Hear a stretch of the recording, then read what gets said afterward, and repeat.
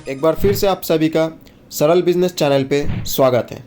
तो दोस्तों, क्या आप में से कई लोग प्लास्टिक स्क्रैप बिजनेस करते हैं? अगर करते हैं तो इन 4 बातों का आप अपना बिजनेस में ध्यान ज़रूर रखिएगा। तो इस वीडियो में मैं इन 4 टिप्स के बारे में बात करूँगा जो आप अपना बिजनेस में ज़रूर से इस्तेमाल कीजिए। तो सबसे पहला टिप मैं ये बोलना चाहूँगा कि अगर आप किसी को भी बेच रहे या किसी से भी खरीद रहे, तो सबसे पहले उनसे आप कंपनी का डिटेल्स मांगिए और बिना जीएसटी का आप काम बिल्कुल भी मत कीजिए। ये अगर बिना जीएसटी के आप काम कीजिएगा तो आपके लिए बहुत रिस्क है। सबसे पहला आप जीएसटी को लीजिए, जीएसटी नंबर उनका कंपनी का कोई भी हो, उनसे लेने के बाद आप जीएसटी पोर्टल पे जाइए। वहाँ पर सर्च टैक्स पेयर में जाइए, वहाँ पर GST number search by GST UIN number रहेगा, तो वहाँ पर नंबर डालिए। और अगर वो आदमी टैक्स भरता हो तो उसमें पूरा दिखा देगा कि हाँ कितना महीना का टैक्स पे किया हुआ है, कितना का बाकी है। ये सब डिटेल्स आपको उस वेबसाइट पे देने से आपको पता चल जाएगा। तो अगर किसी ने टैक्स पे नहीं किया हो तो उनसे काम करने के लिए आप सावधान हो जाइए, क्योंकि जो गवर्नमेंट को टैक्स सही से नहीं भर रहा है तो आपके साथ क्या गारंटी है कि आपके साथ भी वो उसी प्रकार से बिहेव करेगा, आपको भी पेमेंट देगा। तो इसलिए अगर कोई टैक्स फाइल नहीं किया है तो आप उनसे समझ के काम कीजिए, नहीं तो आपको बड़ा लॉस हो सकता है फ्यूचर में। तो दोस्तों, अब बात करते हैं सेकेंड टिप में। इसमें हम लोग बहुत सारा ऐसा इस केसेस होता है कि कोई भी नया पार्टी होता है या नया कस्टमर होता है, वो लोग माल मंगाने से एडवांस पेमेंट कर देते, लेकिन एडवांस पेमेंट करने के बाद उनके पास माल सही टाइम में नहीं पहुंचता है, या फिर अगर पहुंचता भी है तो दूसरा माल पहुंच जाता है। तो इसलिए एडवांस पेमेंट बिल्कुल भी मत कीजिए। या बायर हो या सेलर हो, आप सिर्फ और सिर्फ कांटा पेमेंट पे काम कीजिए। कांटा पेमेंट पे काम करने से आपको ये फ़ायदा रहेगा कि दोनों जब नया है तो आप उनका ट्रक, या उन्हें बोलिए कि आप ट्रक अरेंज करिए, बायर को बोलिए, तो अगर वो ट्रक अरेंज करके भेजते हैं तो उन्हें एक भरोसा रहेगा कि ट्रक वाला उनका बात सुनेगा। अगर लोडिंग नहीं भी हुआ तो उनका ट्रक वाला है तो वो समझेंगे।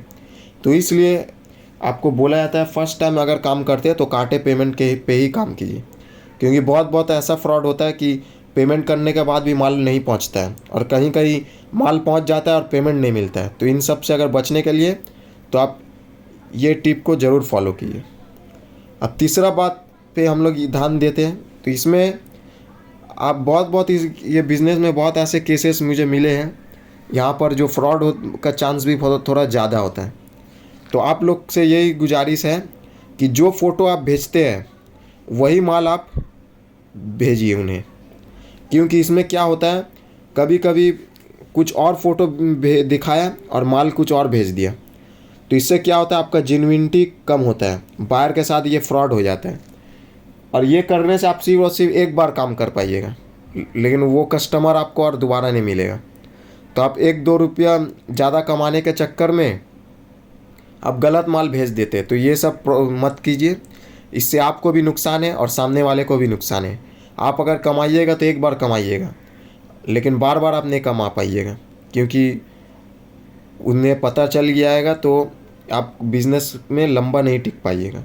तो इसलिए जो भी माल आपके पास है वही माल का फ़ोटो भेजिए और वही माल बायर को बेचिए। अब बात करते हैं चौथा और आखिरी पॉइंट। इसमें बहुत सारा ऐसा केसेस है कि मार्केट रेट में जो चल रहा है तो या तो उनसे ज़्यादा रेट में माल बेचा जा रहा है या उससे कम रेट में बेचा जा रहा है। कम रेट में बेचा जा रहा है तो वो ठीक है, लेकिन ज़्यादा रेट में अगर माल बेचा जा रहा है तो आप लोग थोड़ा ध्यान दीजिए, ऐसा काम मत कीजिए, नहीं तो मार्केट में जो रेट है वो ख़राब होगा और आपका दूसरा सेलर के साथ आपका रिलेशन भी ख़राब होगा। बायर भी मिलने के चांस आपको बहुत कम हो जाएंगे, क्योंकि मार्केट रेट से ज़्यादा में कोई भी माल को ख़रीदने नहीं मांगेगा।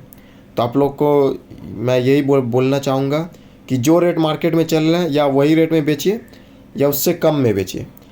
ज़्यादा में बेचना रिस्की है और ज़्यादा कम में भी बेचना ख़राब है आपके बिज़नेस के लिए। तो जो रेट है वही रेट के अकॉर्डिंग माल को बेचिए।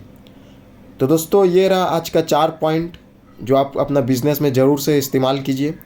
अगर इन चारों बातों को पे आप ध्यान दीजिएगा तो ये बिज़नेस में आपको सक्सेस मिलने की संभावना बढ़ जाएगी। तो दोस्तों अब मैं वीडियो यहीं पर समाप्त करता हूँ। उम्मीद करता हूँ आप सभी को ये वीडियो पसंद आया होगा। तो आप लोग अगर मेरे चैनल को अभी तक सब्सक्राइब नहीं किए तो अभी तक जल्द से जल्द मेरे चैनल को सब्सक्राइब कर दिए, ताकि आप लोगों को सारी नोटिफिकेशन, फ्यूचर की सारी वीडियोस की नोटिफिकेशन आपको मिलती रहे। तो दोस्तों ये था कुछ 4 ऐसे टिप्स जिसे आप अपने बिजनेस पर इस्तेमाल कर सकते हैं और दूसरों को भी फ़ायदा हो और आपका भी फ़ायदा हो सके। तो मैं चलता हूँ, मिलते हैं नेक्स्ट वीडियो पर। Thank you. तब तक आप और अपना बिजनेस का ख्याल रखें। Bye bye.